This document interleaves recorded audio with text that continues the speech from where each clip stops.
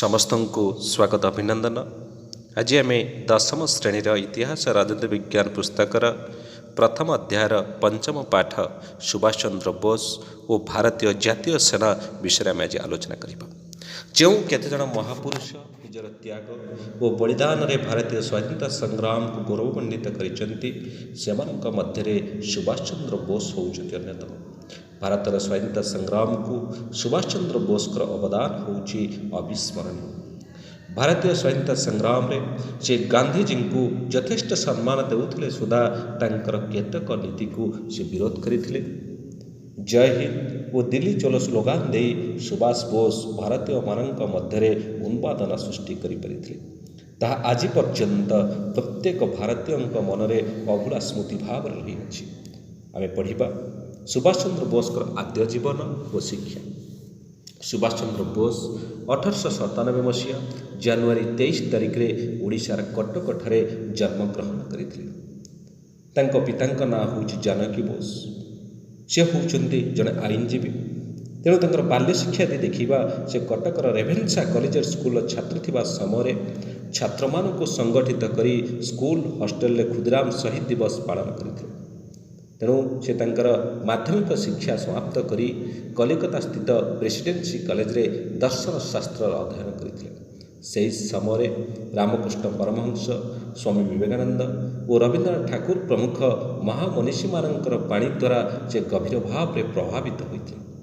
ଯେଉଁ ପାଶ୍ଚାତ୍ୟ ଦାର୍ଶନିକମାନେ ରହିଥିଲେ, ସେମାନଙ୍କ ମଧ୍ୟରେ ବିନିଟୋ ମୁସୋଲିନି, ମୁସ୍ତାଫା କମଲ ପାସା, କାଉଣ୍ଟ ଡି କାଭୁର, ଗାରିବାଲ୍ଡି ଓ ଲେନିନ୍ଙ୍କ ଭଳି ମହାନ ବିପ୍ଳବୀମାନଙ୍କର ଚିନ୍ତାଧାରା ଓ ବ୍ୟକ୍ତିତ୍ୱ ତଥା ଆମେରିକାର ସ୍ୱାଧୀନତା ସଂଗ୍ରାମ ଓ ଫରାସୀ ରାଷ୍ଟ୍ର ବିପ୍ଳବ ମଧ୍ୟ ତାଙ୍କ ଉପରେ ବହୁ ଭାବରେ ପ୍ରଭାବ ପକାଇଥିଲା।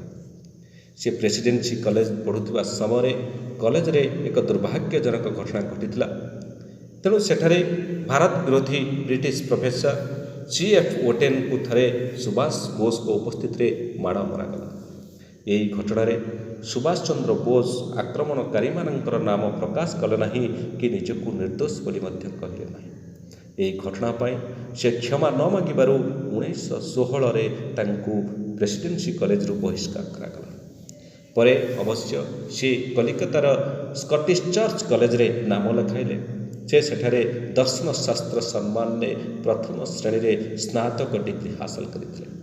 ମନସ୍ତତ୍ତ୍ୱରେ ସ୍ନାତକୋତ୍ତର ଶିକ୍ଷା ସମ୍ପୂର୍ଣ୍ଣ କରି ସେ 1919ରେ କେମ୍ବ୍ରିଜ ପଢ଼ିବା ପାଇଁ ଚାଲିଯାଇଥିଲେ। ତେଣୁ 1920 ମସିହାରେ ସୁଭାଷ ବୋଷ ICS ପରୀକ୍ଷାରେ ଚତୁର୍ଥ ସ୍ଥାନରେ ଉତ୍ତୀର୍ଣ୍ଣ ହୋଇଥିଲେ। ଏହା ସତ୍ତ୍ୱେ ସେ ସମ୍ମାନଜନକ ପଦବୀକୁ ପ୍ରତ୍ୟାଖ୍ୟାନ କରି ସେ ସ୍ୱଦେଶକୁ ପ୍ରତ୍ୟାବର୍ତ୍ତନ କରିଥିଲେ। ଆମେ ଦେଖିବା ସୁଭାଷ ଚନ୍ଦ୍ର ବୋଷଙ୍କର ରାଜନୈତିକ ଜୀବନ। ତେଣୁ ଭାରତକୁ ପ୍ରତ୍ୟାବର୍ତ୍ତନ କରି 1923ରେ ସୁଭାଷ ଭାରତୀୟ ଜାତୀୟ କଂଗ୍ରେସରେ ଯୋଗଦାନ କଲେ। ସେହି ସମୟରେ ବଙ୍ଗଳାର ପ୍ରାଦେଶିକ କଂଗ୍ରେସ କମିଟିର ସମ୍ପାଦକ ପଦ ମଧ୍ୟ ଅଳଙ୍କୃତ କରିଥିଲେ। ସେ ମହାନ ନେତା ଚିତ୍ତରଞ୍ଜନ ଦାସଙ୍କୁ ତାଙ୍କର ରାଜନୈତିକ ଗୁରୁ ଭାବରେ ଗ୍ରହଣ କରିଥିଲେ ଓ ତାଙ୍କ ପ୍ରେରଣାରେ ରାଜନୈତିକ କାର୍ଯ୍ୟ ମଧ୍ୟ କରିଥିଲେ। 1924ରେ ସେ କଲିକତାର ଯେଉଁ ନଗର ନିଗମ ରହିଛି, ନଗର ନିଗମର ମୁଖ୍ୟ କାର୍ଯ୍ୟନିର୍ବାହୀ ଅଧିକାରୀ ଭାବେ ମଧ୍ୟ ନିର୍ବାଚିତ ହୋଇଥିଲେ। ସେ ଉଭୟ ବଙ୍ଗଳା ପ୍ରାଦେଶିକ କଂଗ୍ରେସ ସମିତି ଆଉ ସର୍ବଭାରତୀୟ ଶ୍ରମିକ କଂଗ୍ରେସର ଅଧ୍ୟକ୍ଷ ଭାବରେ ମଧ୍ୟ ନିର୍ବାଚିତ ହୋଇଥିଲେ। ଆଉ 1934ରେ ସୁଭାଷ ବୋଷ ଭାରତୀୟ ସଂଗ୍ରାମ ନାମକ ପୁସ୍ତକ ମଧ୍ୟ ତାଙ୍କର ପ୍ରକାଶ ପାଇଥିଲା।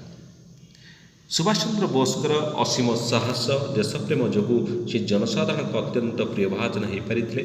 ତାଙ୍କର ବିଦ୍ରୋହ କାର୍ଯ୍ୟକଳାପକୁ ଲକ୍ଷ୍ୟ କରି ଇଂରେଜ ସରକାର 1924ରେ ତାଙ୍କୁ ସନ୍ଦେହଜନକ ଭାବରେ ଗିରଫ କଲେ। ଆଉ ଏହାର 1 ବର୍ଷ ପରେ ତାଙ୍କୁ ବର୍ମାର ମାଣ୍ଡେଲ ଜେଲକୁ ମଧ୍ୟ ପ୍ରେରଣ କରିଥିଲେ।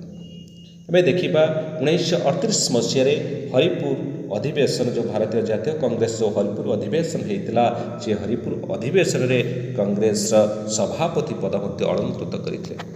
ପରବର୍ତ୍ତୀ ସମୟରେ 1939ରେ ଗାନ୍ଧିଜୀଙ୍କର ବିରୋଧ ସତ୍ତ୍ୱେ ସେ ତ୍ରିପୁରୀ ଅଧିବେଶନରେ ମଧ୍ୟ ସଭାପତି ଦାୟିତ୍ୱ ମଧ୍ୟ ନିର୍ବାହ କରିଥିଲେ।